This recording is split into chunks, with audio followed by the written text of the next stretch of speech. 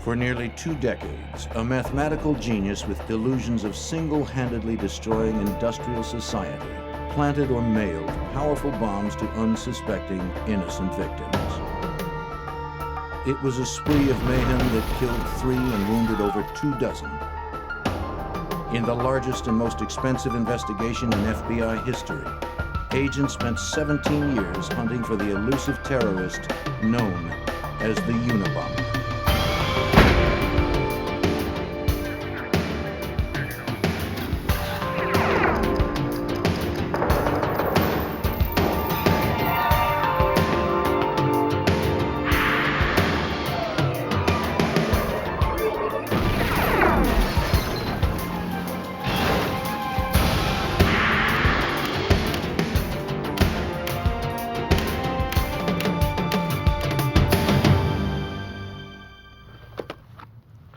The first bomb came in the spring of 1978. The damage it caused was minimal, but its impact would be enormous.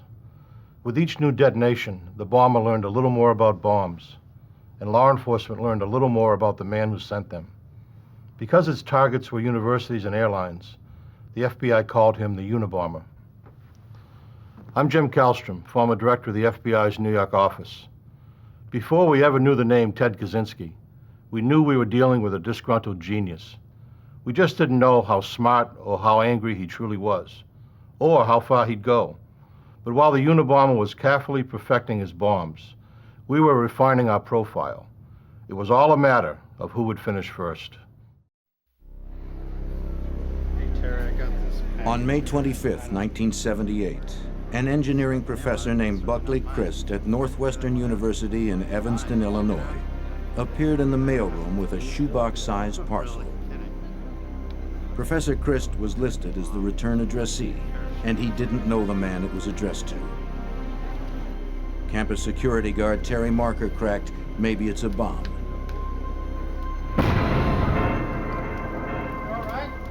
As bombs go, it wasn't much of one. It began a 20-year streak of violence that would stump the FBI and terrorize the nation.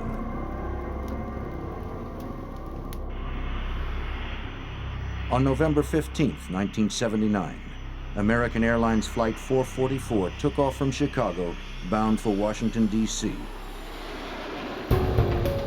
As the Boeing 727 reached cruising altitude, the cabin filled with smoke. It was pandemonium. The plane was diverted to Dulles Airport in Virginia. A dozen people were treated for smoke inhalation. But for a faulty wire in the bomb, over 100 people would have been killed. Bombing an airliner is a federal offense. The FBI was called in. FBI agent Chris Ronay examined the evidence of the airline bomb. It essentially was a wooden box that looked to be hand-fashioned, handmade. We found that it contained a barometric switch and some other initiating components, batteries, wires, and a container for the explosive charge.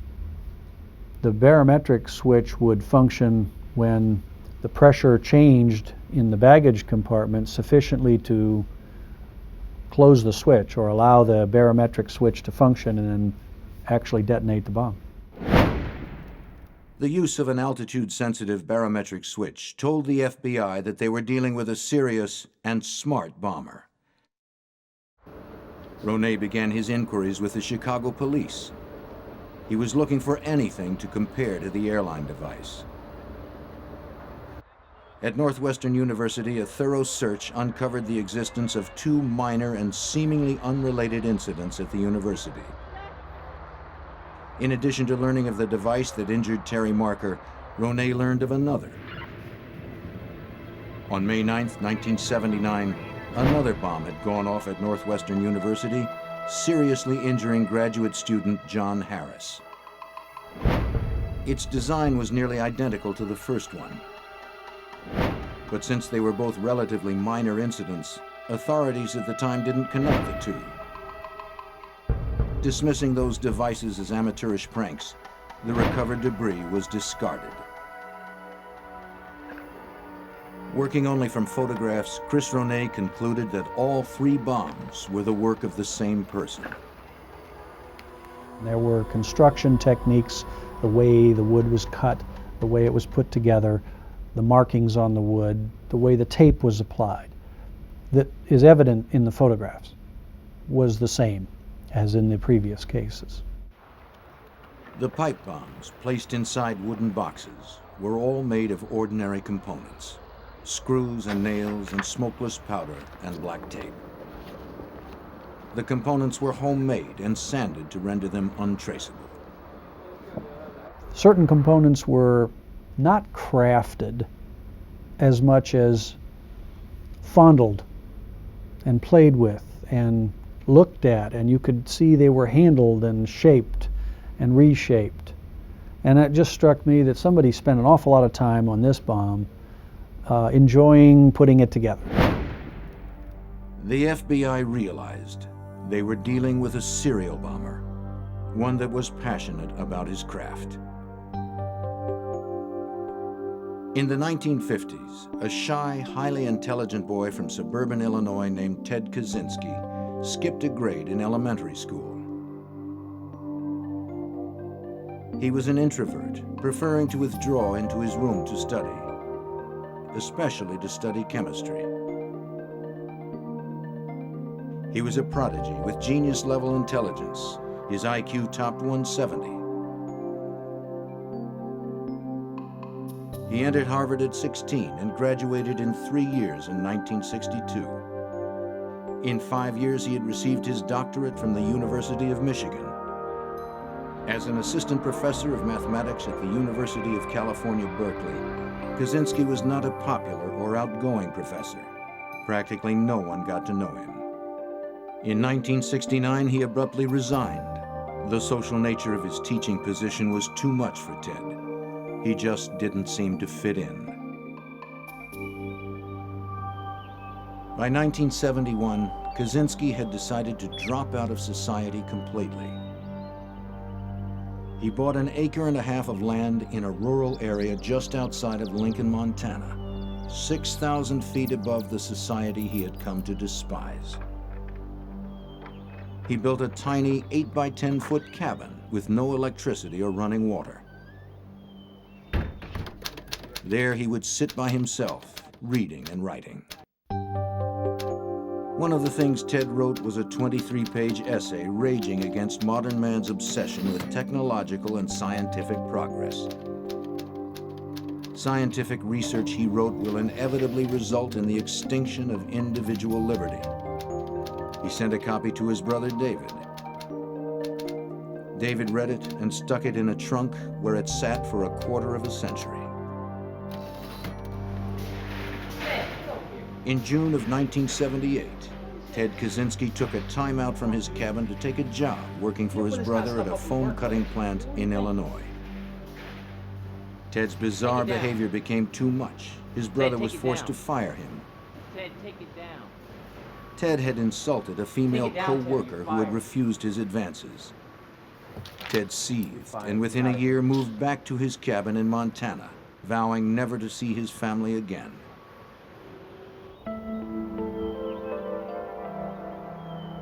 Trying to fit in as a social being was too frustrating for the introverted genius. Ted withdrew even more, believing modern man incapable of understanding him. He was starting to see civil society as an obstacle that needed to be overcome.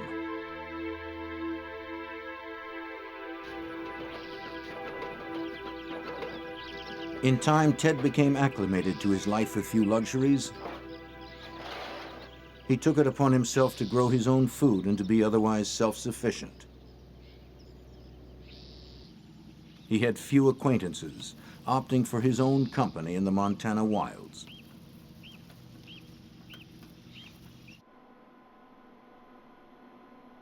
Ted rarely made it into Lincoln. When he did, it was usually to bury his face in reference books in the small town library.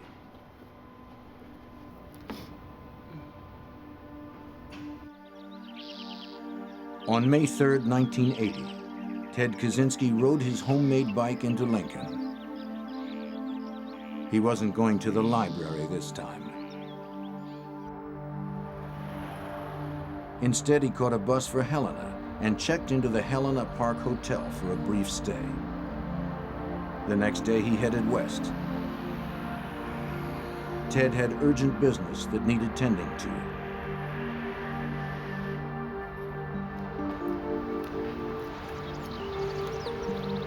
Percy Wood, the president of United Airlines, received a parcel at his suburban Chicago home on June 10, 1980. A few days earlier, he received a letter from a stranger promising to mail him a book which, the letter said, had tremendous social significance.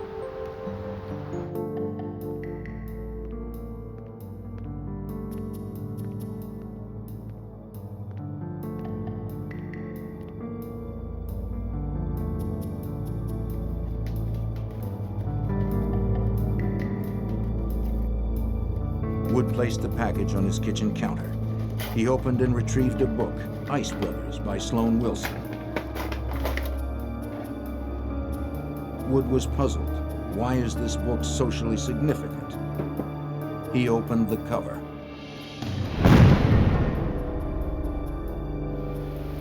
Wood was nearly killed. The bomber had upped the ante considerably with his fourth and most powerful device yet. FBI and ATF bomb technicians poured over the scene. It was quickly identified as the work of the serial bomber. Each bomb so far had been a pipe bomb with similar construction and wiring. On this, the fourth bomb, the bomber had left a calling card. Punched into a piece of rubble were the letters FC. Certainly the initials FC were put in these bombs to be found, clearly protected in such a way that they would survive the blasts. It didn't make any sense to have it in there. It didn't function in any way. It served no purpose except to say, here's my signature, here's an identifying feature. The FBI could only speculate what FC meant. By this time, FBI investigators had already given him a name. He bombed universities and airlines. They called him Unibomb, UN for university and A for airline. Naming him was easy. Finding him would be much, much more difficult.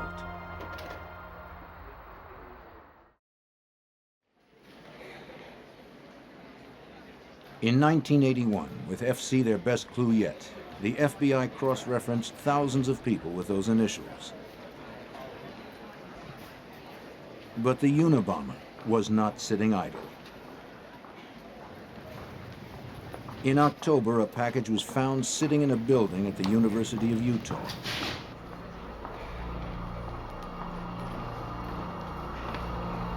It was a pipe bomb. Fortunately, it was a dud. Investigators now had a device intact. Perhaps a component was traceable. It would take time to find out. The Unabomber remained busy. In the spring of 1982, a package meant for Professor Leroy Wood Berenson blew up instead in the hands of an academic assistant at Vanderbilt University. The bomb was made of the usual materials, with the initials FC on the surviving wreckage. Examiners spent endless hours studying every minute detail of the Unabomb devices. The most bizarre clue suddenly emerged. The last two people specifically targeted were named Wood. Wood played such an important role in every one of the bombs. I mean, it was present in every one of the bombs, even when it didn't need to be. He, in fact, if he didn't have wood in it, he threw wood in it, sticks of wood, just so they'd be there.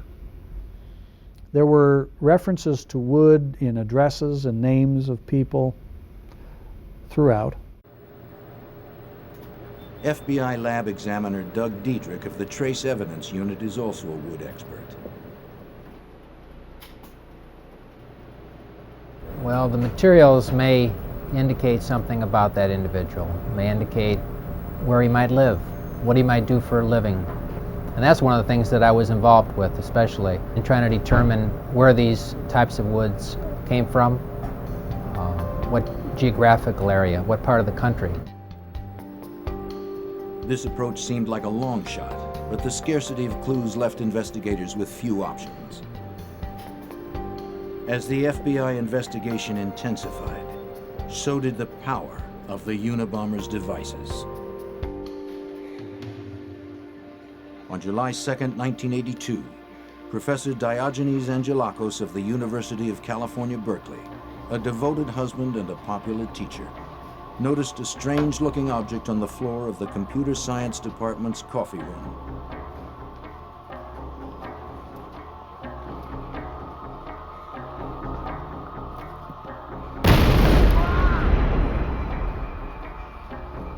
The explosion seriously wounded him and tore off his fingers. As he lay dazed, he found a typewritten note. "Woo, it works. I told you it would. RV."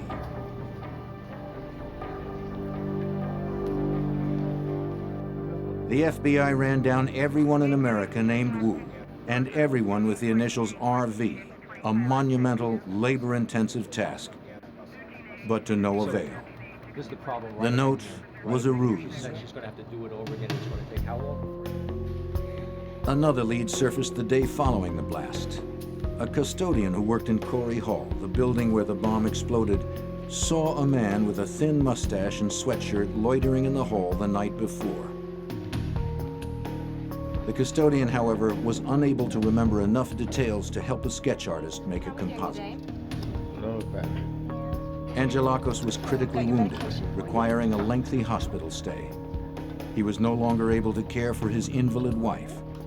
She died within a month of the blast.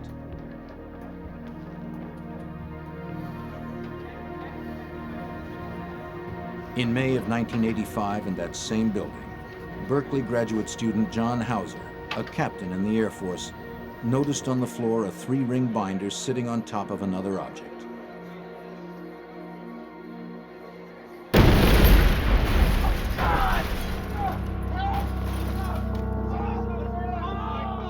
Hauser had just applied for astronaut training. What he didn't know as he lay wounded was that he had already been accepted into the program.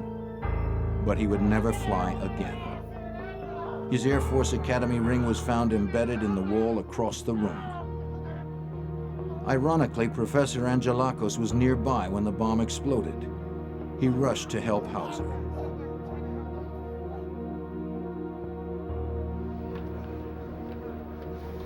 Unabomber-related crime scene investigations conducted by the FBI, ATF, and the United States Postal Service had become frustratingly routine. The recovered bomb components were packaged and sent to the FBI lab for future comparisons. Over the next few years, there would be many such examinations.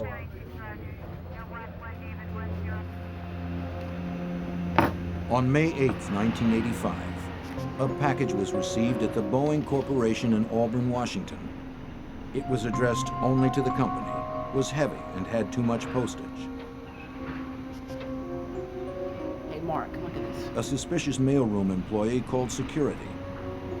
The package was x-rayed and shown to contain a pipe bomb. It had FC stamped into the end caps. Had the employee opened the package, it most likely would have killed him and anyone else nearby. On November 15, 1985, Dr. James McConnell, a psychology professor at the University of Michigan, received a letter and package from a Ralph C. Kloppenberg. The sender described himself as a doctoral student. "I'd like you to read this book," he wrote. "Everyone in your position should read this book." As he read, his assistant opened the package nearby.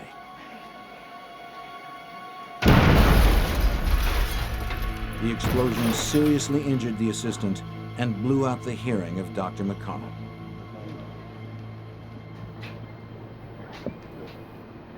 Examiners continued to dissect the bombs. They were evolving as the Unabomber refined his craft.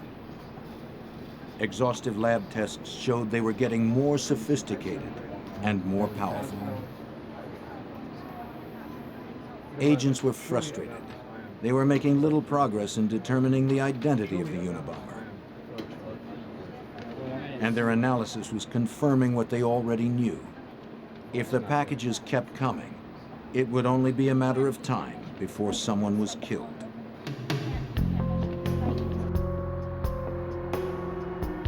Hugh Scruton owned the Rentec computer store in Sacramento, California. On December 11th, 1985, about lunchtime, Scruton headed out the back door that led to the rear parking lot when he noticed something. It looked like a block of wood with 4 nails sticking out, points up. The explosion was ferocious, blowing a massive gaping hole into Scruton's chest, exposing his heart. The Unabomber was now a murderer. The bomb that killed Hugh Scruton was the most powerful yet. It consisted of a pipe within a pipe and contained all of the same characteristics as the others, right down to the FC stamped on a surviving end cap. The Unabomber investigation was now officially a homicide case. Investigators stuck to their strategy of keeping the details of the case secret, lest the Unabomber learn what they knew, or worse, lest they encourage copycats. Agents were desperate for a solid lead. Ted Kaczynski was always active in his secluded cabin. When he wasn't making bombs, he was writing his philosophy that justified them. For Ted Kaczynski, technological society was a horror, defined by the Earth's destruction and human beings amounting to little more than mindless robots. In Ted's story, anyone who was participating in the human race's dependency on technology was a villain.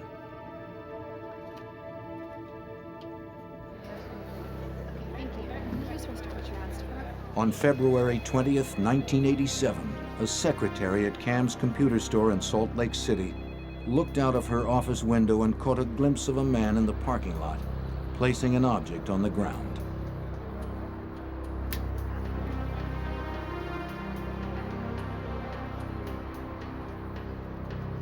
An hour later, the store's owner, Gary Wright, was in the parking lot.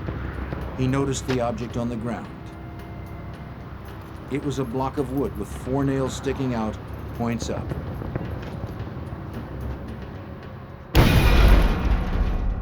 Wright received serious injuries, but miraculously survived.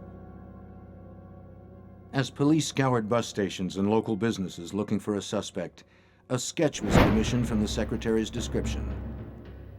It was unquestionably the portrait of a man in disguise. The sketch didn't catch the Unabomber, but in one way it may have worked. Knowing he was seen, the Unabomber seemed to vanish. After 9 years of bombings, Unabomber-related incidents simply stopped after the 1987 Cam's explosion. The investigation had continued, but all available leads had been exhausted. After 6 years of silence, investigators were hopeful that the Unabomber had either been imprisoned on some unrelated charge or died. Either way, the bombs had stopped. But Ted Kaczynski was neither dead nor in jail. He had spent the last 6 years virtually alone. Content in his day-to-day routine. Tending the garden, hunting, writing, and visiting the library, Ted always managed to stay on top of current events. In 1993, after a 6-year hiatus, several highly publicized events propelled the Unabomber out of retirement. The fiery siege at Waco, Texas, between the ATF and the Branch Davidian religious cult, and the bombing of the World Trade Center created a violent political environment. The Unabomber would return in a fit of violence of his own.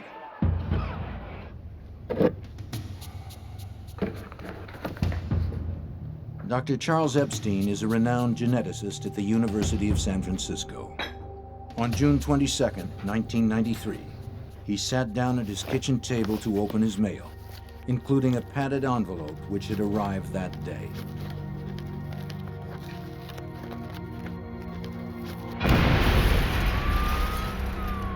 The blast critically injured Dr. Epstein. After 2.5 hours of surgery, he was stabilized and very lucky to be alive.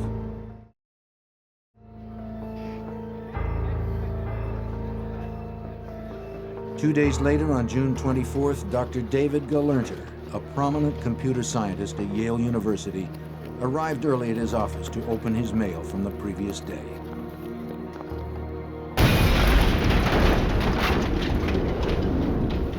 Injured in his right arm, eye, and abdomen, Galerter struggled to his feet and went out the door for help.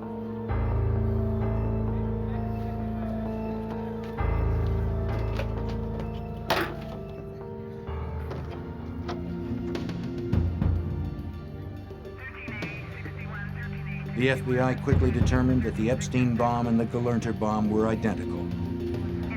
Pipe bombs filled with potassium chlorate and aluminum powder. Both devices had been placed inside a handcrafted wooden box.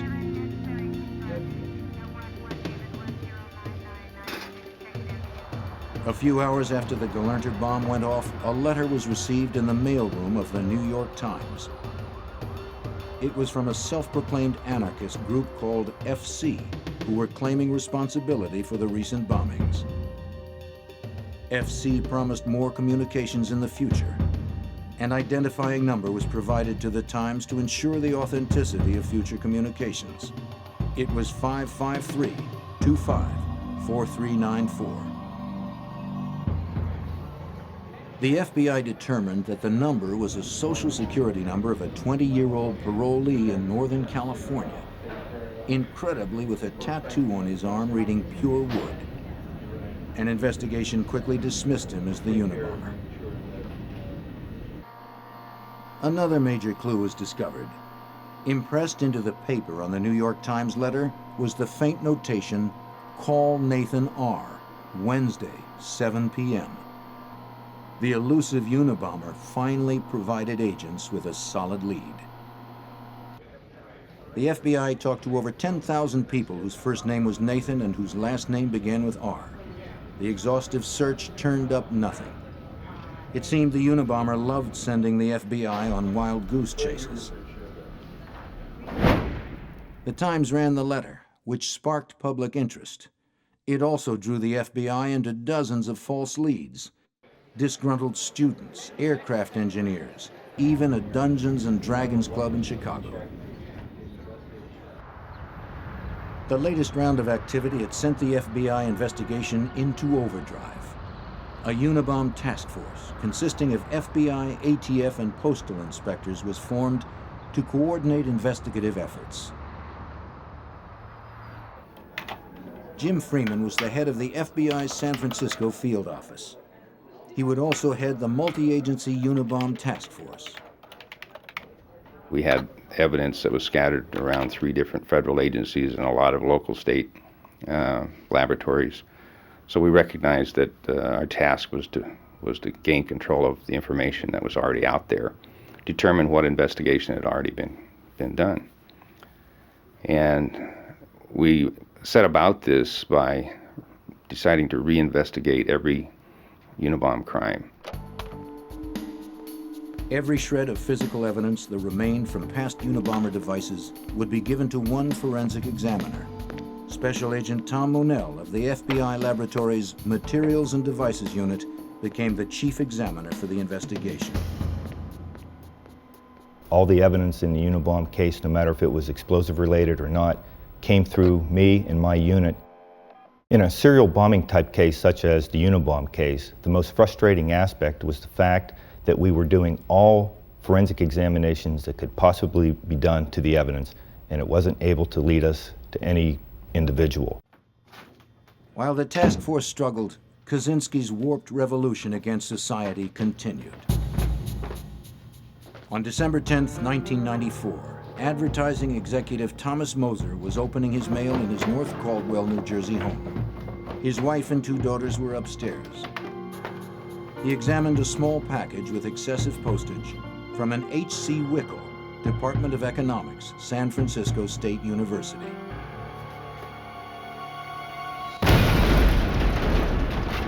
The explosion was the most gruesome yet, instantly decapitating Thomas Moser. With every previous device in the Unabomber investigation, Agent Monell was able to reconstruct a replica, working only from the debris recovered from the various crime scenes. Signature of the Unabomber. As with the 15 bombs he had reconstructed, this one was unquestionably the work of the Unabomber. A few months later, Ted Kaczynski prepared for an extended visit to the West Coast. This trip would be his busiest to date. On April 19, 1995, Ted Kaczynski was in the San Francisco Bay Area when Timothy McVeigh's 2,000-pound fuel oil bomb destroyed the Alfred P. Murrah Federal Building in Oklahoma City, killing 168 people. Ted would not let his agenda be eclipsed by the devastation in Oklahoma. The next day, April 20th, the nation still reeling over Oklahoma City, Kaczynski mailed 5 items, 4 letters, and a parcel. Within a few days, the mail arrived back east. First was a letter to the New York Times. FBI Special Agent Terry Turchie was second in command of the Unabomb Task Force. In the letter to the New York Times, he mentioned that he was claiming responsibility for the attacks on Thomas Moser, Charles Epstein, and David Galerter. He also mentioned some of his goals and objectives and said that he was thinking of sending a manuscript or essay and that he wanted them to consider publishing that essay. And if they did, he would make an agreement to cease committing terrorist acts. The second letter received was to recent victim David Galerter at Yale, still recovering from his April wounding. The letter was taunting. Dr. Galerter, people with advanced degrees are not as smart as they think they are. If you'd had any brains, you would have realized that there are a lot of people out there who resent bitterly the way techno-nerds like you are changing the world.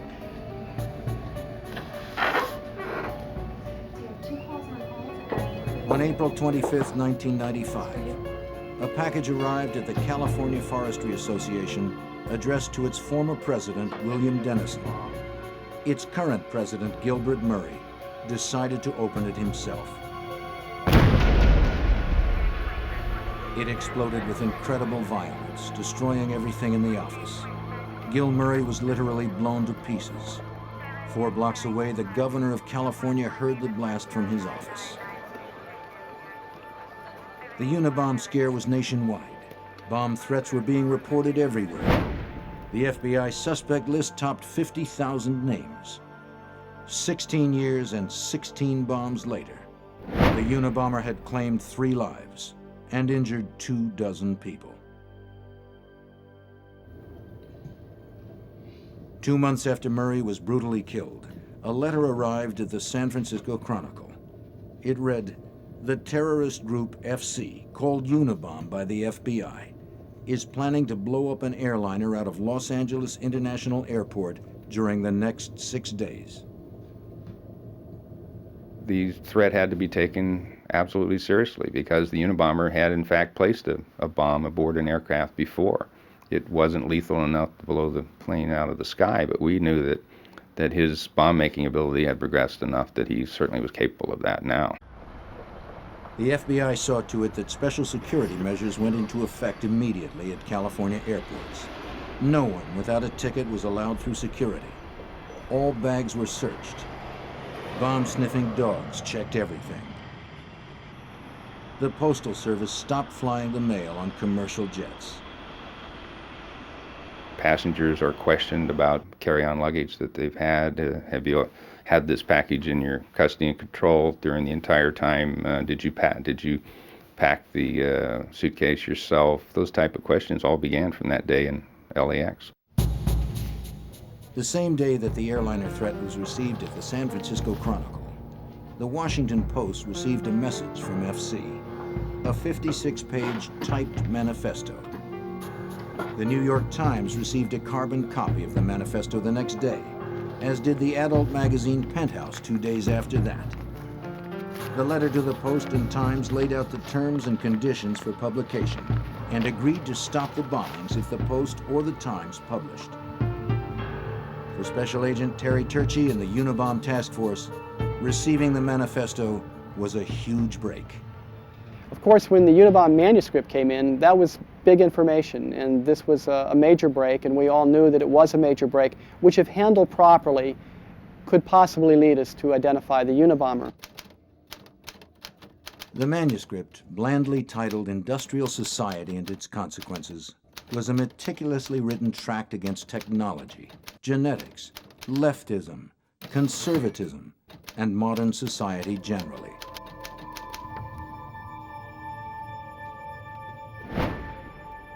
The FBI had many items of evidence collected from years of investigating this case. They needed to generate just one solid lead, one that could hopefully break the case wide open. Freeman thought the answer lay in publishing the manifesto. We very much were in favor of publishing it because after reading the manifesto, it was clear that someone had put their philosophy that had evolved over a number of years within the pages of this thing. It was recognizable. Somebody in reading this, we hoped, would read it and say, I remember that guy. He was sat next to me in class at such and such a university. After some public soul searching and discussions with the director of the FBI and Attorney General Janet Reno, the Washington Post, and the New York Times, the decision was made to publish the manifesto. The manifesto appeared in a special section of the Post on September 19, 1995. By early 1996, Ted Kaczynski's brother David had been doing some soul searching of his own. The news reports that the Unabomber had connections to Chicago, their boyhood home, as well as to Berkeley and Salt Lake City, nagged at him. He got a copy of the manifesto and began reading. He read it in the hopes of erasing the idea that his brother was a killer. What he read sent chills down his spine. He recognized the language and content of the manifesto as being similar to that of writings by his brother Ted. David dug up as many old letters and writings of Ted's as he could find and compared them to the Unabomber manifesto. Both had employed the unique phrase, cool-headed logician. David was distressed, but not yet convinced.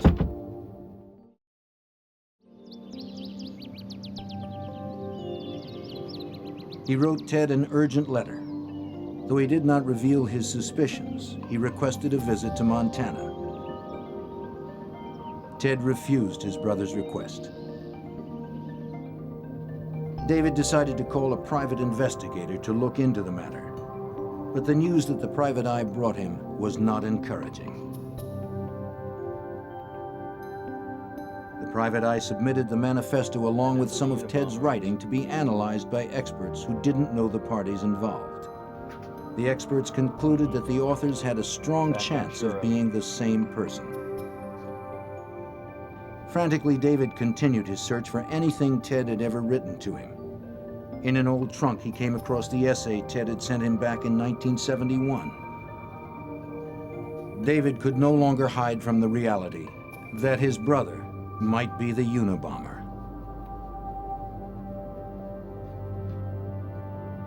David Kaczynski was stunned.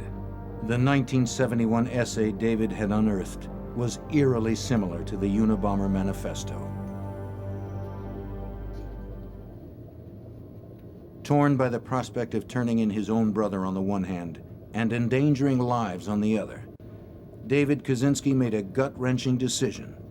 Through his attorney, he contacted the FBI about his brother. In February of 1996, David Kaczynski told task force members of his suspicions. He gave a detailed accounting of Ted's life, where he grew up, where he went to school, and where he now lived. He then turned over the 1971 essay. And then we were able to do a side-by-side comparison between that document that was prepared many years before to the current copy of the manifesto, and it was very clear to us, many of us in the task force, that the similarities were more than coincidental.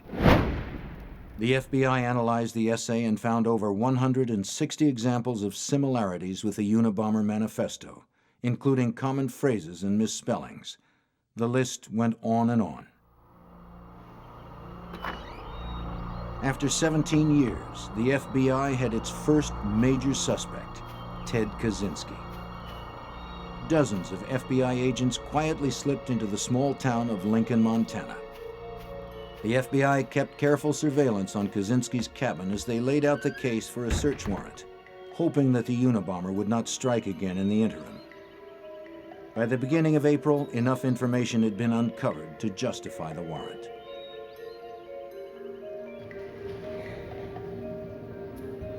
Among other things, agents were able to learn that Ted had traveled extensively.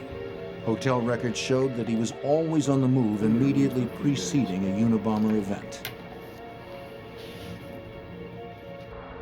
Agent Terry Turchi submitted a meticulous 65-page affidavit outlining the government's case against Ted Kaczynski and requesting permission to search his cabin. We had been working all morning, since about 5 that morning, to pre-position various agent teams in different locations in the woods in Lincoln, Montana, and at a forward command post that we had established in Lincoln. Everybody had a different role. We had also had the evidence response teams coming in, and they were staging at another command post that we had in Lincoln. So everyone was ready to go once the warrant was signed. Disguised FBI agents and a forest officer approached Kaczynski's cabin. They walked toward his cabin speaking loudly. They didn't want Kaczynski to suspect there was anybody sneaking up on him. The officers asked him to help identify a property line on their map. As he turned to get his coat, the officers pounced on Kaczynski. The suspected Unabomber was in custody.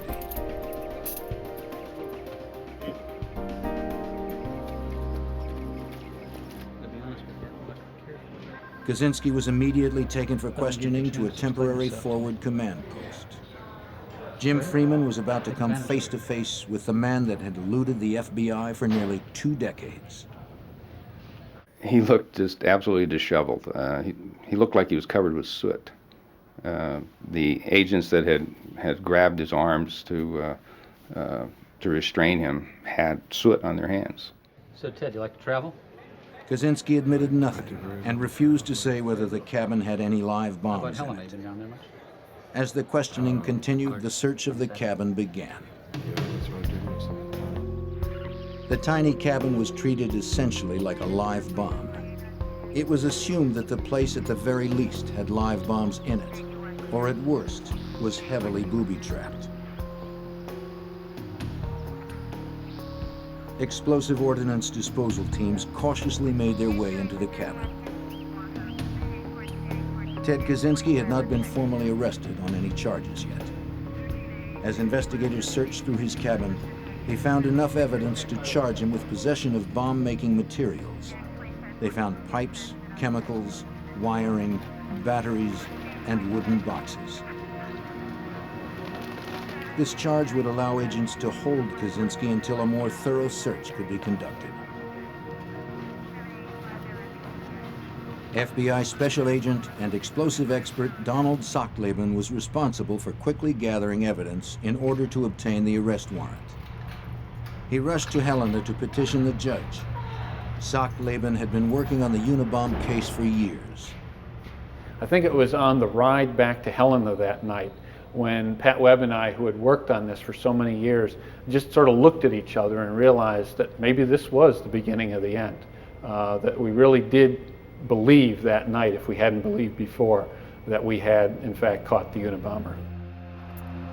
Ted Kaczynski was detained overnight until formal arrest charges could be brought the following morning.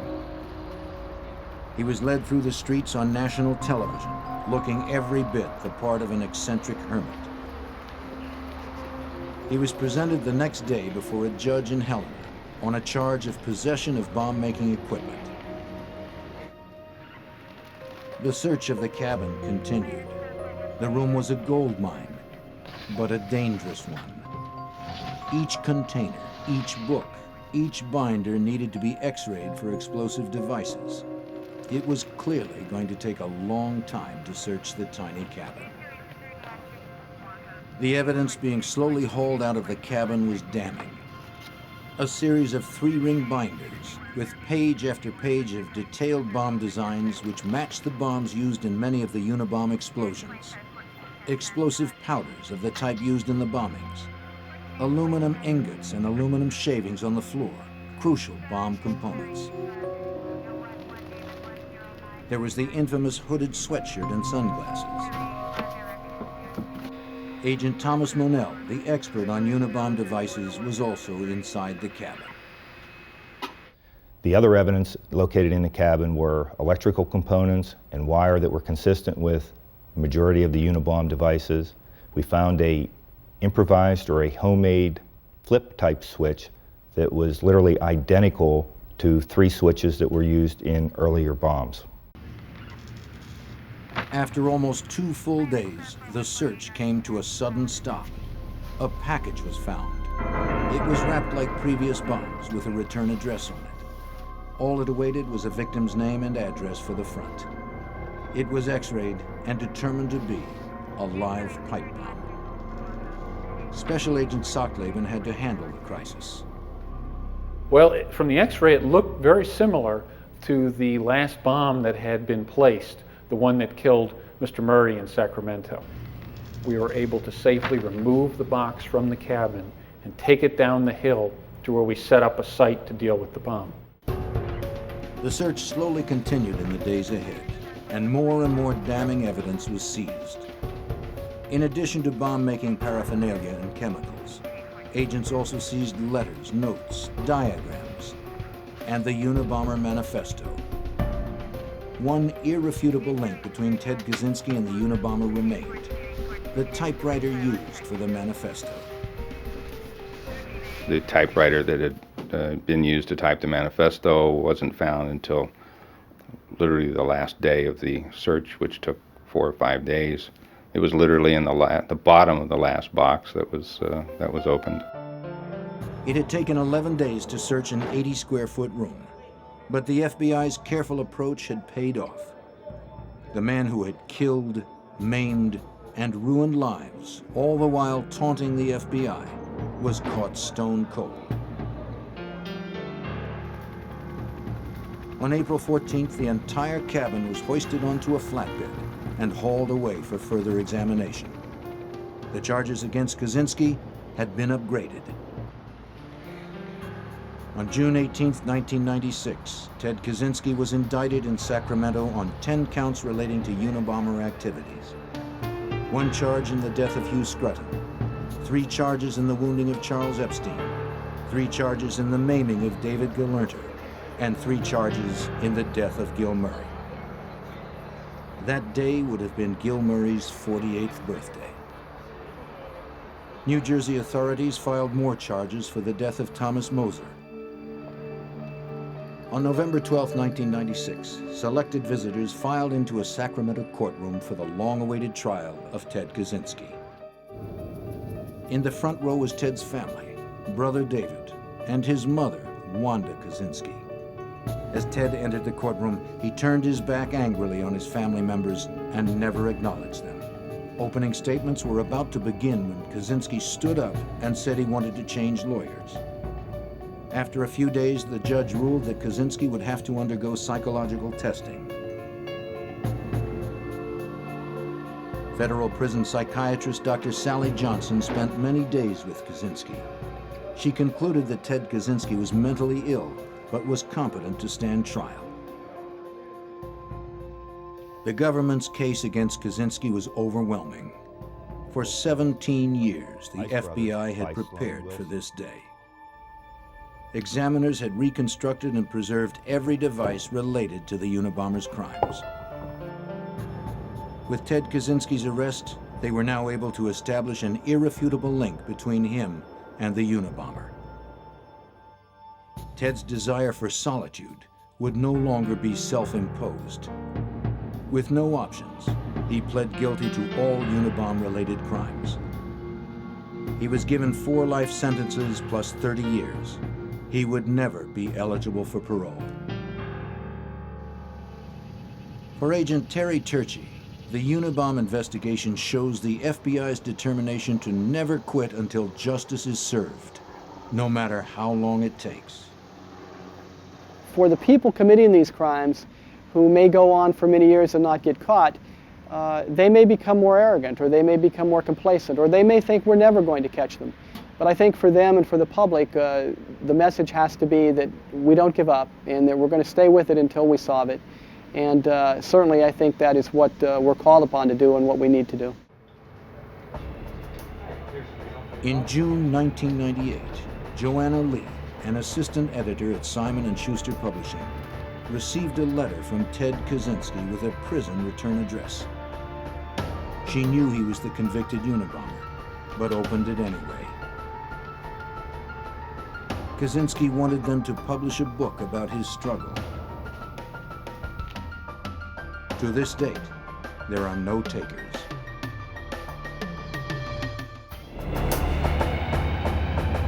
One World Trade Center, New York City. Friday, February 26, 1993. The basement garage was a scene of utter destruction, cloaked in thickening smoke. A woman alone, trapped and bleeding, called police. There were many panicked calls to the NYPD that day as real life took on the trappings of a disaster movie.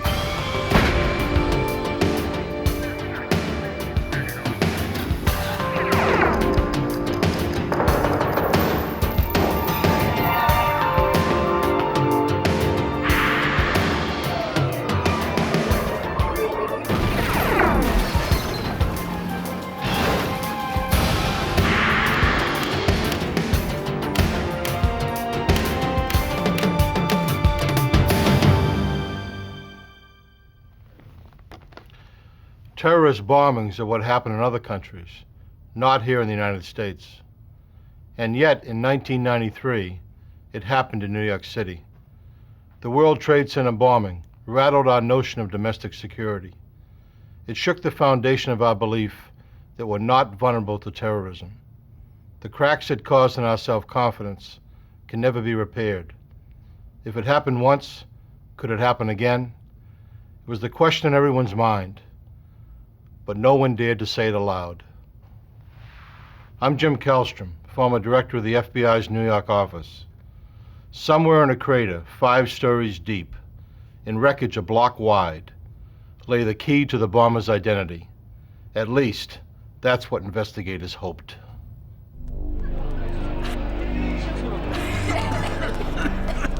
At 12:18 p.m. on February 26, 1993, panic and confusion gripped the 110-story World Trade Center Tower 1. People were trapped in elevators.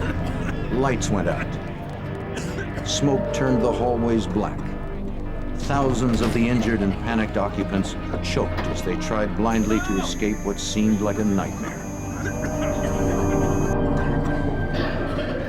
The engineer who designed the towers anticipated several potential disasters. He structurally designed them to withstand the violence of a sustained hurricane and something as unimaginable as the impact of a fully fueled jet. Let's go! It seemed that something had been overlooked, but no one knew what. On that day, Tower 1 became the city's tallest chimney. The stairwells acted as flues, drawing smoke up from the basement, blackening every floor. In the first chaotic hours, all officials knew for sure was that the cause of the problem was in the basement garage. Neil Herman, supervisor of the Joint Terrorist Task Force at the FBI's New York office, was just blocks away from the Trade Center. Unaware of the cause of the mayhem, the FBI took it upon themselves to respond. Initially, we felt, and we were told, that it was possibly a fire or transformer. Within a few minutes, it became apparent from the traffic on the police channels that there was something there more than just a fire or some kind of an accident. And I dispatched, along with myself, members of the Joint Terrorism Task Force down to the World Trade Center. The immediate concern was getting the trapped victims out of the building. Extensive damage created logistical problems for rescue workers.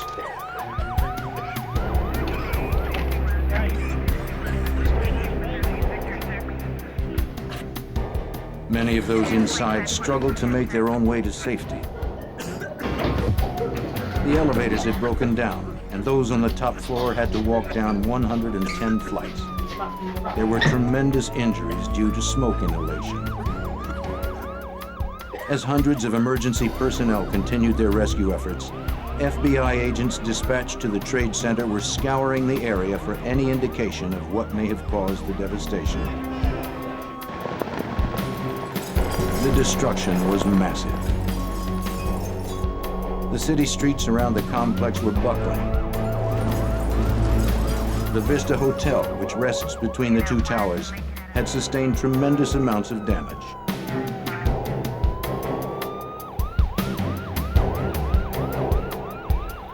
It was immediately apparent to investigators that whatever occurred below the street level was powerful enough to come up through 4 levels of the parking garage, up to the street and higher. Special Agent Chuck Stern of the FBI's counterterrorism branch began the process of organizing the investigation. It started to look like it might be an explosion, a criminal explosion.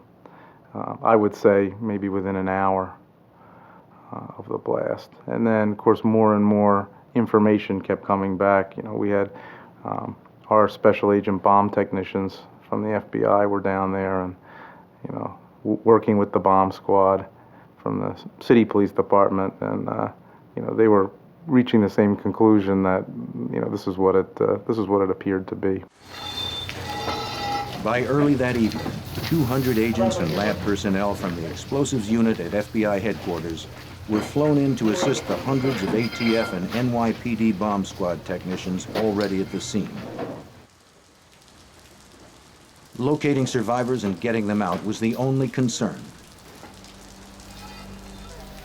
The rescue effort was largely focused in the garage area. As they slowly made their way through the wreckage, rescue workers were shocked and relieved to find survivors.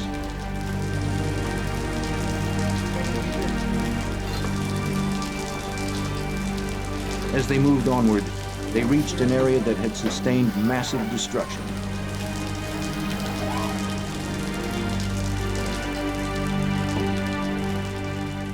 FBI, ATF, and NYPD bomb technicians had suited up in protective gear to aid in the search. Some carried thermal imaging cameras to scan for bodies trapped in the rubble. The discoveries became more gruesome. 6 people had been found dead. Among the dead was John DiGiovanni, a dental supply salesman who had parked his car in the underground lot. Robert Kirkpatrick, William Mako, Stephen Knapp, and Monica Smith were also killed. They'd worked for a company that provided maintenance to the World Trade Center. Monica was pregnant with her first child. Wilfredo Mercado, an employee last seen unloading a van in the garage, was found dead, buried under 12 feet of concrete.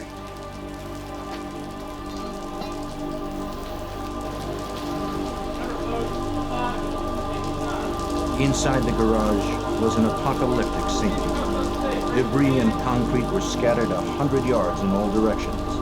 Hundreds of cars had been demolished, and small fires erupted from spilled gasoline. Pumps drained a flood of water and sewage from broken pipes. Overhead, 6 tons of concrete clung to warped rebars. Fiber optic cables dangled. To FBI agents, there was no way that the cause of this damage was accidental. Special Agent Chris Ronay from the FBI Laboratories Explosives Unit surveyed the damage. Well, as we analyzed the damage to the building, even in the early stages, it was clear that there was a very large bomb, a very large explosive device of some hundreds of pounds. It was clear from the beginning. We didn't know how big it was. Placed in the basement on one of the parking garage levels, most likely in a vehicle. If the agent's initial conclusions were correct, this was the single greatest act of terrorism on American soil at that time. The morning after the explosion, interagency teams prepared for their first extended glimpse of the destruction. In addition to the ongoing search for victims, they were now looking for any clue that could explain the explosion.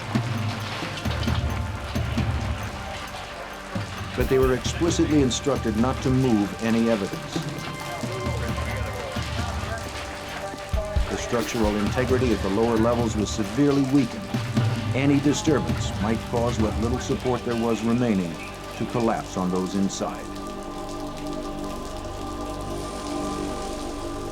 The floor of the B2 level of the garage had collapsed, sending hundreds of cars from 3 parking levels down several stories. All the vehicles came to rest at the bottom level, crushing the tower's refrigeration room. Actually, the engineers told us that debris that was piled around the columns, sort of like a soda straw stuck into a pile of sand.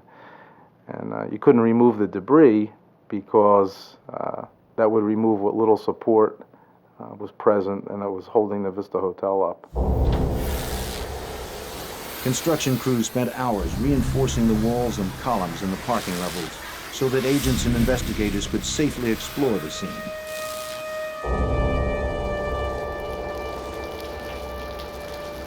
After several hours, agents and technicians began to make their way into the blast area. It was very, very eerie because it was deserted and there were a lot of cars with the trunks blown open and things like that. And some of them you could hear ticking because which was kind of an eerie thing at a bomb site, because the turn signals had been activated and were actually still flashing on some of the cars. Gradually, the searchers got closer to the origin of the blast, known as Ground Zero. The damage was so extensive that there was no conclusive evidence that pointed to the cause of the explosion. The floors were completely blown away, leaving a 5-story crater which extended through the cavity of the building. Investigators searching for explosive residues had difficulty finding them. They were mixed in with concrete debris and building materials. They had to sift through tons of dirt and rubble in the hope of finding some scrap of evidence.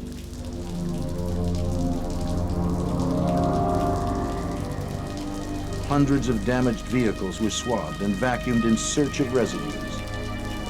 Agents persisted. Somewhere in the devastation were answers. As the images of the World Trade Center bombing were broadcast around the nation, people reacted with horror and disbelief. America's innocence had been shattered. The United States joined the list of countries hardened by terrorist attacks. Desperate to catch the bombers, the city placed a bounty on their heads, $200,000, the largest in city history. By Saturday morning, the FBI had set up a command post specifically for this investigation. Every available agent was assigned to the case. They had received hundreds of leads. Most were callers who described suspicious neighbors. Numerous groups had phoned in to claim responsibility. Though most of these leads appeared to be dead ends, they all had to be pursued.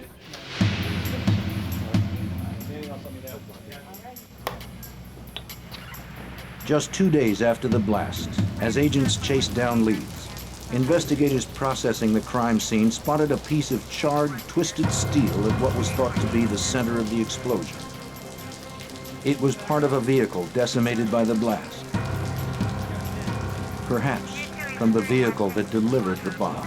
VIN number here. Investigators noticed a series of digits stamped onto the metal debris. Though they were explicitly instructed not to remove evidence, they felt their finding was significant enough to override protocol.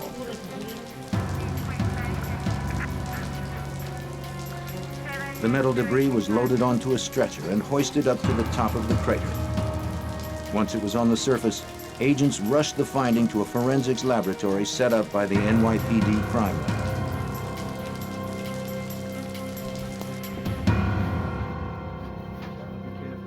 In the lab, agents and examiners were having difficulty determining what the markings meant. An investigator from the FBI's Joint Autocrime Task Force was called to examine the debris.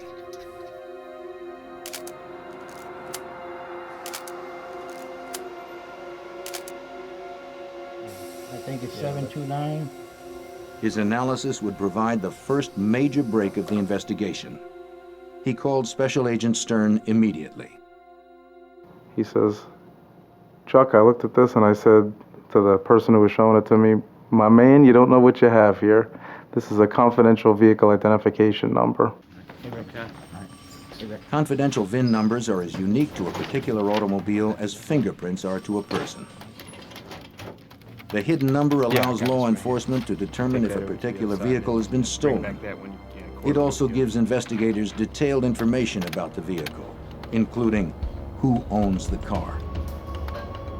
Within 15 minutes, investigators were able to enter the confidential number into the National Crime Information Center computer, which lists all vehicles that have been reported stolen. A response quickly came back. The number belonged to a Ford Econoline van that had been reported stolen from DIB Leasing in Jersey City, New Jersey.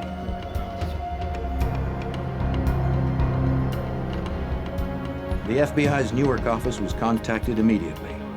Within minutes, agents arrived at DIB. The FBI was prepared to uncover everyone or anything that had access to that van. That this Ford Econoline van was, in fact, a Ryder rental van that had been rented by an individual by the name of Mohammed Salome, and then later reported stolen. And they learned from the management of DIB Leasing that Salome had put down a $400 deposit on the van, and that he had been anxiously trying to get the deposit back. After conferring with federal prosecutors late into the evening on Wednesday, the decision was made to have an undercover FBI agent in place at DIB when Salome returned for his deposit the next morning. They spent the remainder of the evening piecing together Salome's history.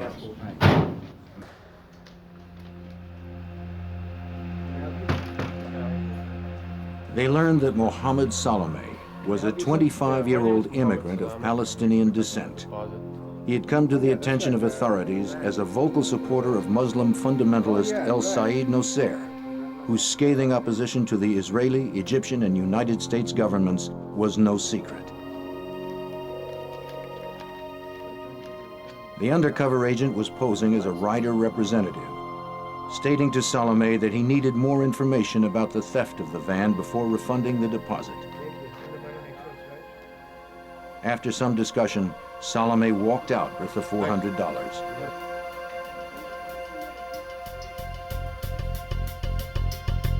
As he stepped out of the office, dozens of FBI agents who had been monitoring their discussion descended upon Salome.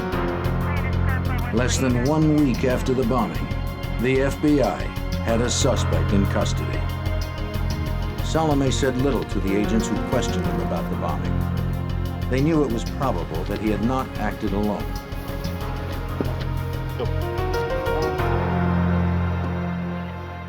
The investigation was taking on a clearer focus. When Salome was arrested, agents recovered various personal items, including his wallet, which contained several business cards and telephone numbers. They began by searching the address listed on his driver's license. A former roommate told agents that Salome no longer lived at that address. However, they were able to find some belongings of Salome's that he had left behind. There were news clippings and photos relating to Nosair, and a photo of him and Nosair together.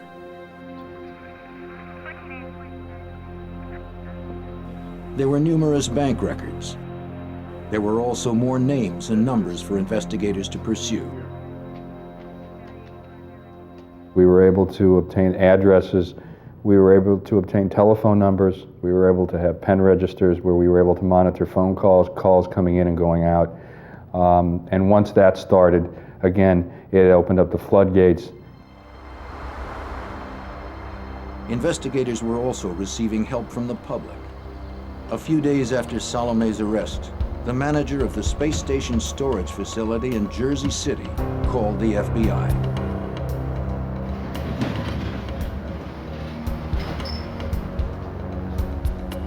Individuals who rented Unit 4344 had received several deliveries from chemical companies just prior to the Trade Center blast. The manager ordered a key and opened the unit. Inside, he found what he thought to be bomb-making paraphernalia. FBI agents would reach the same conclusion. Inside, investigators found several compounds which could be used for making explosives. Their findings were sent to the FBI lab for analysis. There were also many other leads that emerged from the search of the storage facility. Receipts for the chemicals, bank and phone records, and an unexpected bonus, a log of the suspect's comings and goings. To enter the facility, each tenant was required to punch in their special access code on a keypad located at the entrance. Each time a tenant punched in his number, it was recorded in a computer system. Agents could determine each time Unit 4344 was accessed. Meanwhile, police assembled a lineup. Doug Melvin, manager of the space station, identified Mohammed Salome as the man who rented the locker. He recognized him easily because Salome frequently visited his storage locker. In Melvin's experience, customers usually had no reason to do that. Continuing to search for any possible lead, agents obtained phone records from a payphone just outside the storage facility. One name on the list of individuals who received calls from that phone was already familiar to the FBI. That name was Nidal Ayad. Nidal Ayad's name first appeared on a business card found inside Salome's wallet. Ayad worked as a chemical engineer. Within a week of Salome's arrest, agents learned Ayad had called a chemical company inquiring about buying chemicals. The prospect of another bomb was frighteningly real. It appeared that another act of violence was in the making.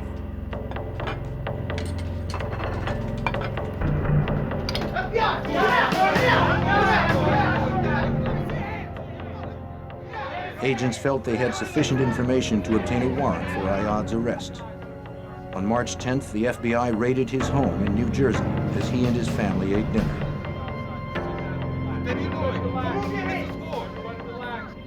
After searching his home, agents quickly made their way to his place of business, Allied Chemical.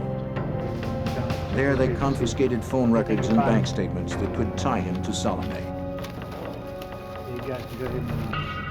The most irrefutable link between Ayad and the bomb plot, however, came from Ayad's business computer. It was seized and then thoroughly examined.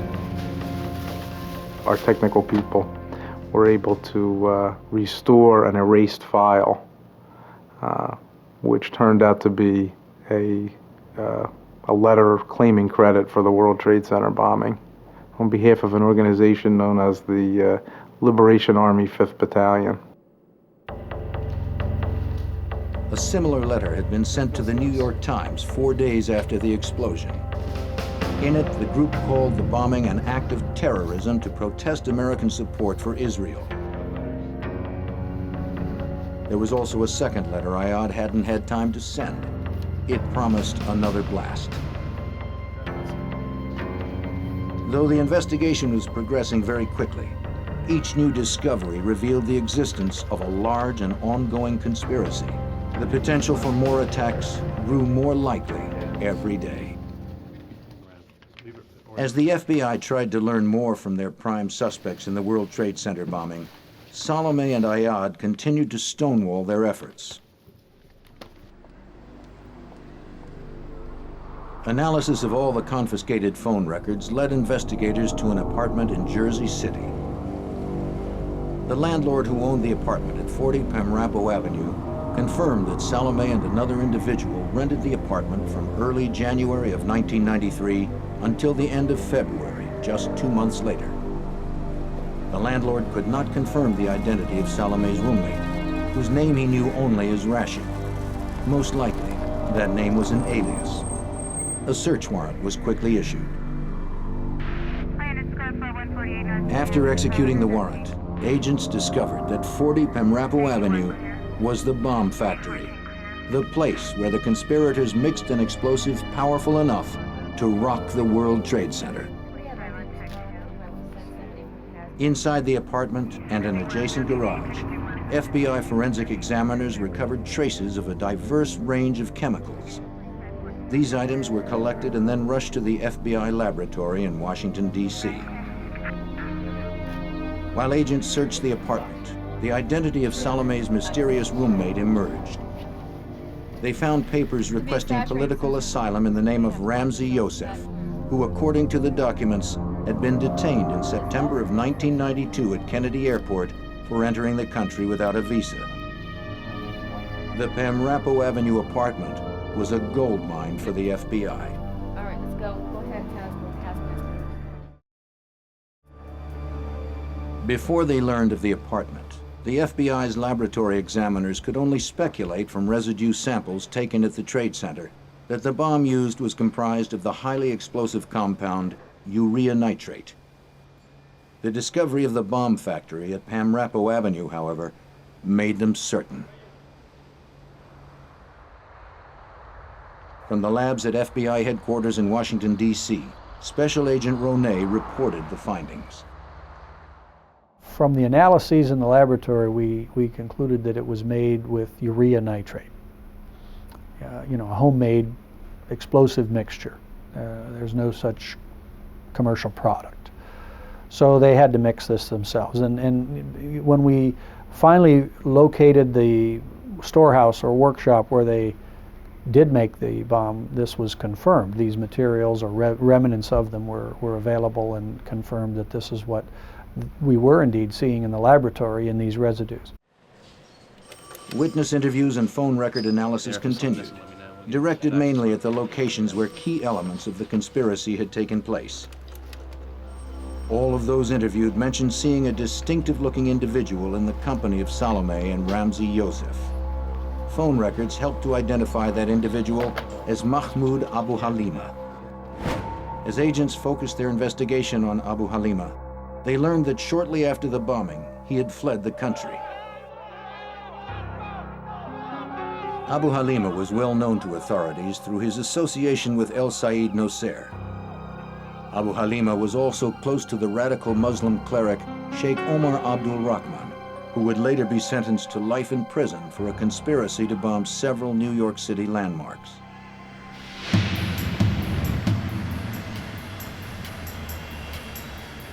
Soon after agents learned that Abu Halima had fled the country, Egyptian authorities contacted the FBI to say that he'd been arrested and detained in Cairo. Abu Halima had been wanted there for conspiring against Egyptian President Hosni Mubarak. Negotiations between the United States and Egyptian governments were successful. Agents flew to Egypt and took Abu Halima into FBI custody. When he was turned over to FBI agents, his hands were cuffed, and his head was entirely covered. He told the FBI that he thought he was being taken out to be shot. Relieved to now be in their custody, he spoke to agents on the flight back to New York. He did make several statements that were used against him at trial. One of the key things that he said was, about Rashid, who was later determined to be an alias used by Ramzi Youssef. Abu Halima told Stern that he and Youssef had met in Afghanistan at a secret camp for the Mujahideen Muslim freedom fighters. a training ground for international terrorists. At every step of the investigation, Ramzi Youssef's name appeared. He was a known international terrorist and an expert with explosives. Agents now believed he was the mastermind behind the World Trade Center bombing. The FBI began searching for Youssef. They soon learned that he fled the country the night of the Trade Center bombing. An international manhunt for Ramzi Youssef had begun. In the meantime, agents were trying to determine how and when Youssef came to the United States. It's been said that the day Ramzi Youssef arrived on American soil was the day terrorism came to America. On September 1st, 1992, the shadowy Afghan-trained master bomb maker arrived at New York's Kennedy Airport. The FBI's close scrutiny of the passenger manifest from Youssef's flight that day revealed another clue. He had not entered the country alone in September of 1992. With him was Ahmad Ajaj. But Ajaj had been detained by customs agents for producing a false Swedish passport. In Ajaj's suitcase, customs agents found a library of manuals on bomb making and guerrilla warfare. The suitcase was confiscated, and Ajaj was arrested and jailed for passport fraud. To the FBI, Ajaj appeared to be an unlikely conspirator. He had been incarcerated from September of 1992 through the bombing of the Trade Center in February of 1993. Fortunately for agents, prison policy required that all phone conversations be recorded. Ajaj had unwittingly left a trail, and agents quickly followed it. And we began to see that he was, through various methods, predominantly through three-way calling, where he would call another individual, and then that individual would forward the calls. He was staying in contact with the other conspirators and was, in fact, trying to assist them in completing their mission of building this bomb. Ajaj was questioned by FBI agents about his contacts and his knowledge of the bombing. He said little. His silence was not enough to prevent FBI agents from arresting and charging him in connection with the bombing.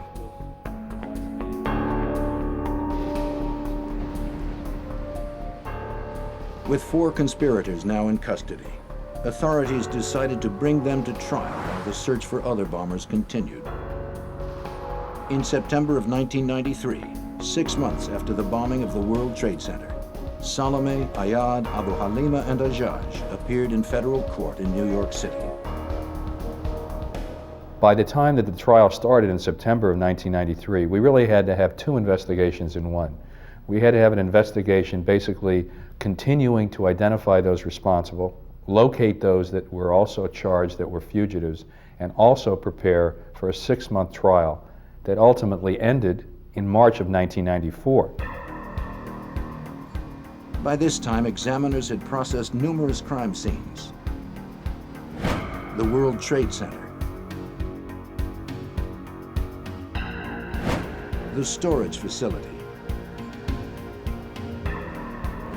and the bomb factory.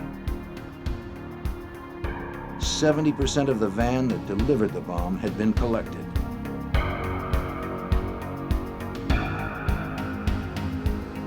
There was also a mass of receipts, phone records, and interviews.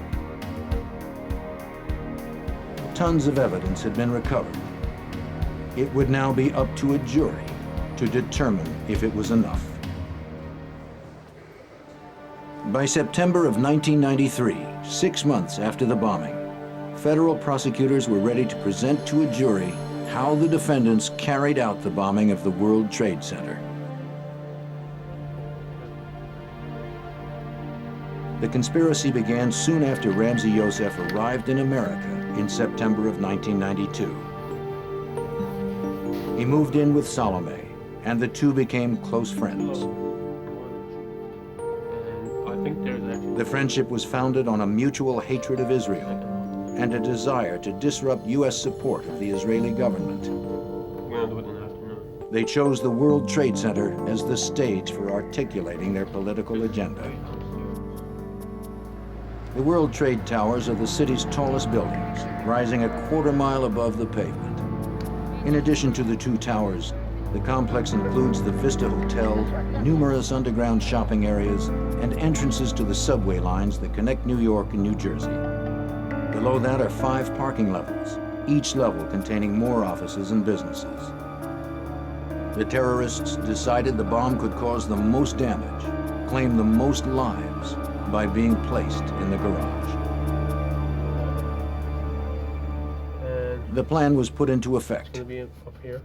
Receipts showed that in November, Yosef used an alias to buy chemicals. Throughout the winter, he would order more as he honed the formula for his bomb and worked out the plan of attack. Where are the exits? The chemicals were delivered to space station storage. Salome or Yosef would sign for them, using aliases to make sure that no paper trail could lead to them. Yosef was desperate for the bomb-making manuals and Ajaj's confiscated luggage. Yosef developed a clever 3-way calling system to hide the trail from Ajaj's prison phone in New York City to his New Jersey apartment.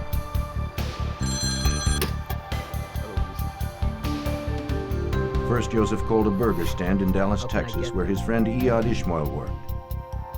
Then Ishmael called Ajaj as Yosef waited on the other line. Get them here. No. Look. When Ajaj answered the phone in prison, Ishmael connected him with Yosef. Ajaj, how are you doing? Together, the three were able to discuss the bomb's construction. I don't have the plans. The jury was methodically being shown the lengths to which the bombers had gone to protect themselves. These bombers would not be deterred. The prosecutors continued.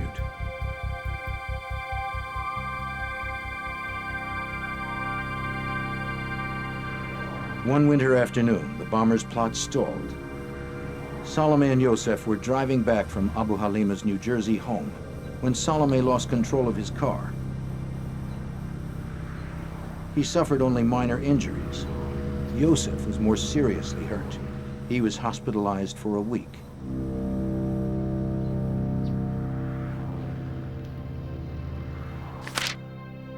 Yosef made calls to chemical companies from his hospital bed. The FBI learned who he called and when through hospital phone records. As Yosef recuperated, Salome, Iyad, and Abu Halima drove deep into the Pennsylvania woods. Here they tested a prototype of their deadly mixture.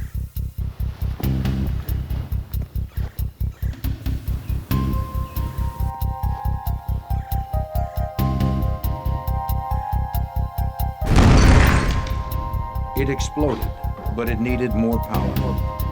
So in the coming days, Iyad would attempt to buy compressed hydrogen gas. Hydrogen is so commonly used in Middle Eastern terrorist bombings that it's considered a signature. Even though Iyad worked as a chemical engineer, he had problems finding a company that would sell it to him.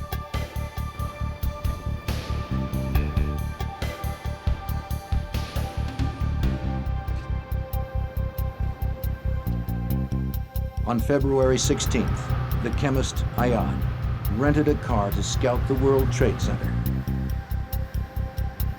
Salome's fingerprints on the wheel revealed that he drove. His prints were also on the parking ticket for the garage's B2 level. A sketch found later showed Iyad had made a rough drawing of the floor plan.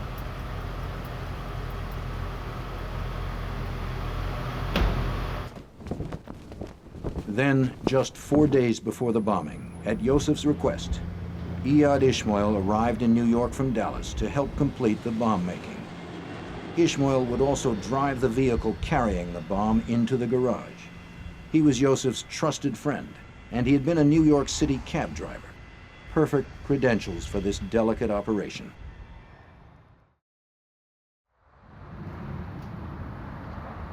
On February 23rd, Salome went to DIB Leasing and rented a 10-foot Ford Econoline panel van. He left a cash deposit of $400.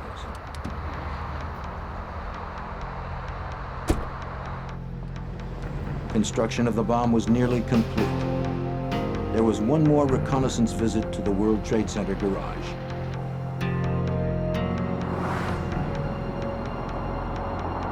In a burgundy Chevy Corsica rented by Ayala, with Salome listed as the second driver, the conspirators returned to the garage with Yosef and Ishmael to determine the precise location for placing the bomb.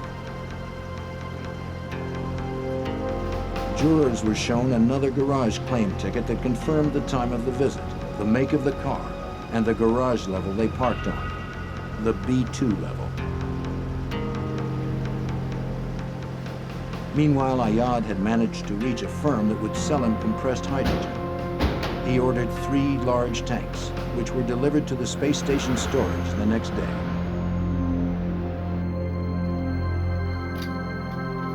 On February 25th at the Pamrapo apartment, Abu Halima and the others carefully mixed sulfuric and nitric acid with glycerin into the deadly and volatile substance nitroglycerin.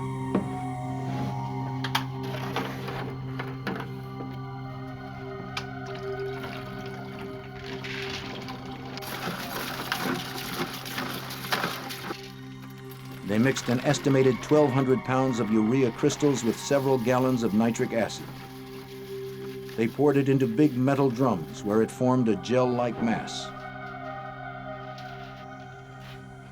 They transferred the urea nitrate mass into plastic trash cans.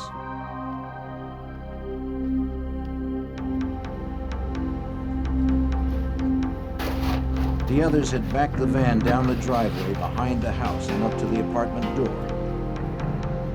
They packed the cargo hold with their creation, a lethal cocktail of chemicals, bonding agent, fuse, and detonator. They loaded the trash cans and then arranged the home-brewed nitroglycerin among them. They had threaded 4 long fuses through surgical tubing to reduce the smoke and slow the burn enough for the bombers to escape. The fuses were rigged to blasting caps and boxes of gunpowder, and then inserted into each of the nitro containers.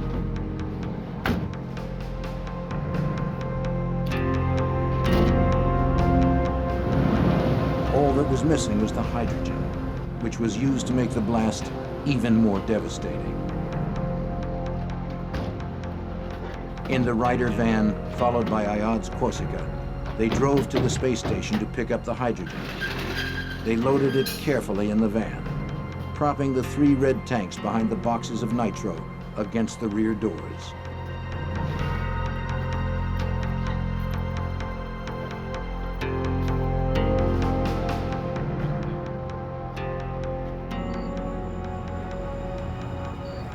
Yosef and Ishmael drove the van from New Jersey to a hotel in Manhattan. Hotel records showed that Ishmael had reserved a room for the night on February 25th. They parked it out back for the night, hidden from view. At 10 that evening, from his home in Jersey City, Salome informed New Jersey police that the van had been stolen. He spun a story about parking it at a grocery store and coming out to find it gone. Later that night, he met with police to document the loss. He knew he would need a valid police report if he was going to get his deposit back. Agents learned that Salome had purchased a child's airline ticket abroad because it was all he could afford. He needed the van deposit back so he could upgrade the ticket to an adult fare.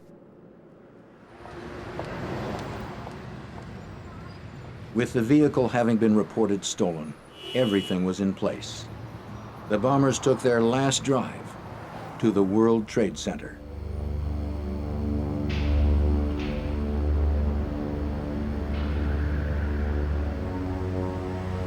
At about 2 minutes past noon the next day, Friday, February 26, 1993, the bomber's Ryder van pulled into the B2 level ramp of the World Trade Center. The burgundy Corsica followed. Ishmael drove the van as Yosef sat in the passenger seat.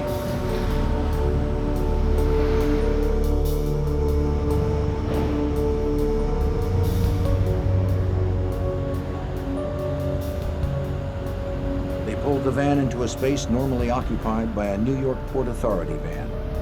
Since Port Authority owns the World Trade Center, their vehicles have easy access in and out of the garage.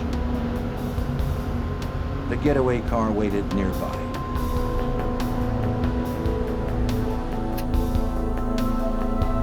One of the men held a cigarette lighter against the fuse.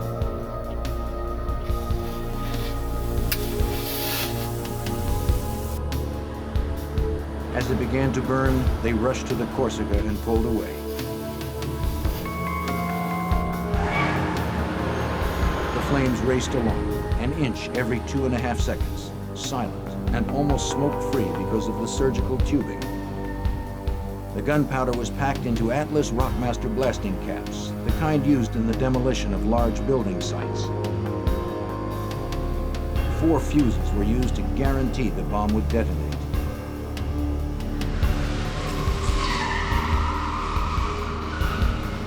Yosef, Ishmael, and the others exited the garage a few seconds before the blast. At 12:18 p.m., the months of planning this destruction was about to become a reality.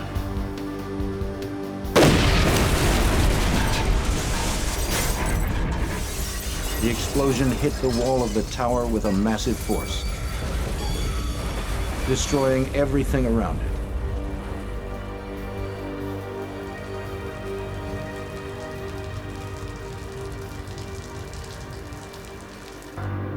Later that day, as rescue workers and investigators were still responding to the scene, Yosef sat safely aboard an airplane to Pakistan, and Ishmael aboard a plane to Jordan. Within days, Abu Halima had also fled. If investigators had not found and tracked the VIN number so quickly, Salome would likely have escaped too.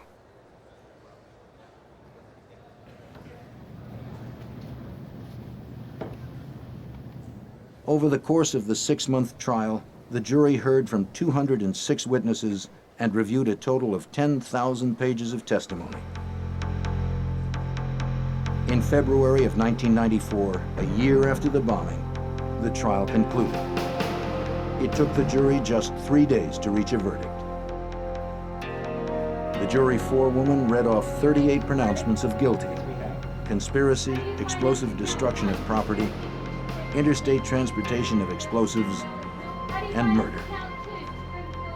When she finished, the courtroom erupted. Ayad and Salome leapt up, screaming the verdict was an injustice. Only Abu Halima had remained silent. He sat calmly, arms folded, with a bemused smile on his face.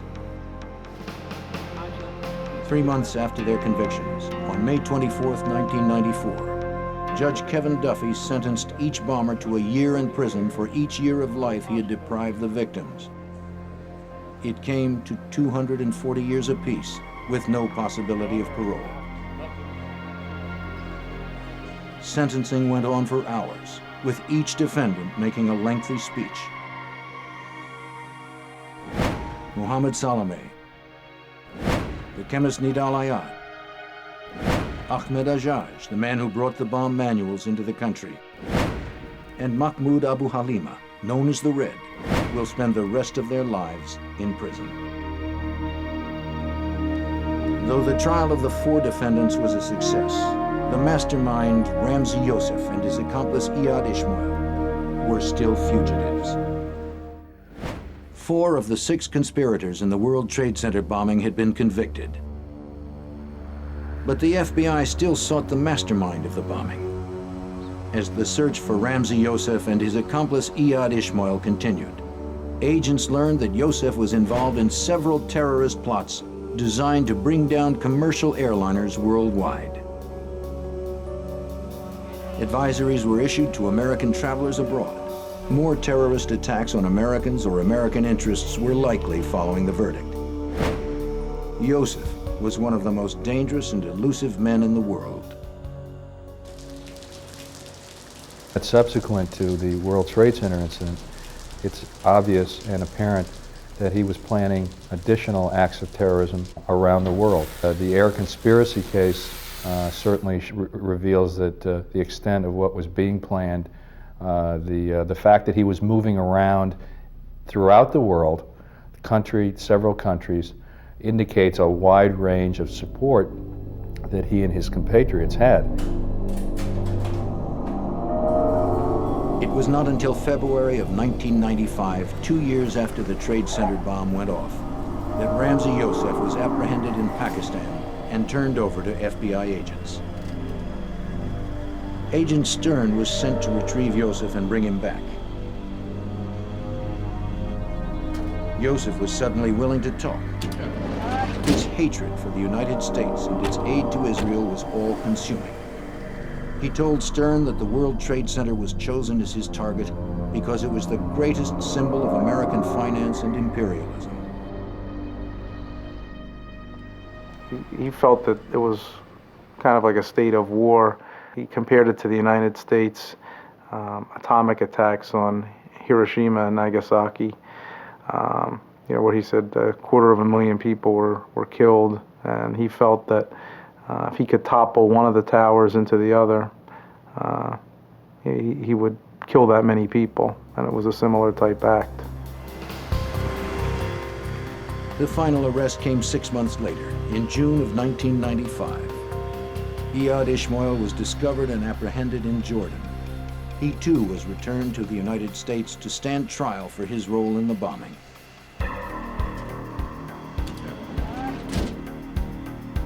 Yousef and Ishmael were tried together in New York City. In January of 1998, after being found guilty of the same 38 charges that the other defendants had faced, a judge sentenced the two to life in prison with no possibility of parole. The judge, calling Yousef an apostle of evil, ruled that Yousef should serve the remainder of his life in solitary confinement. Only a life of solitude could prevent Yousef from conspiring to kill again.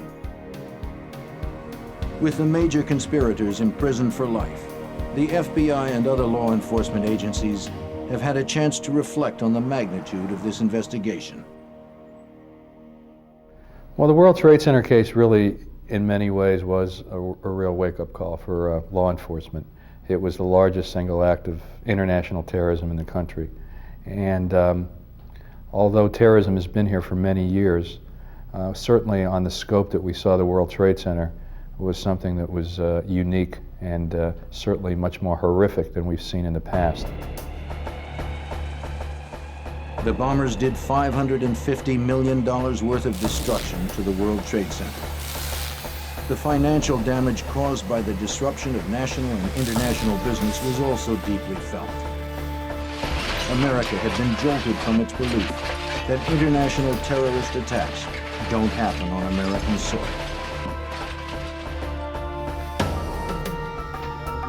By bringing such a complex and far-reaching conspiracy to a close so quickly, the FBI sent a message around the world. The taking of innocent lives will never be tolerated.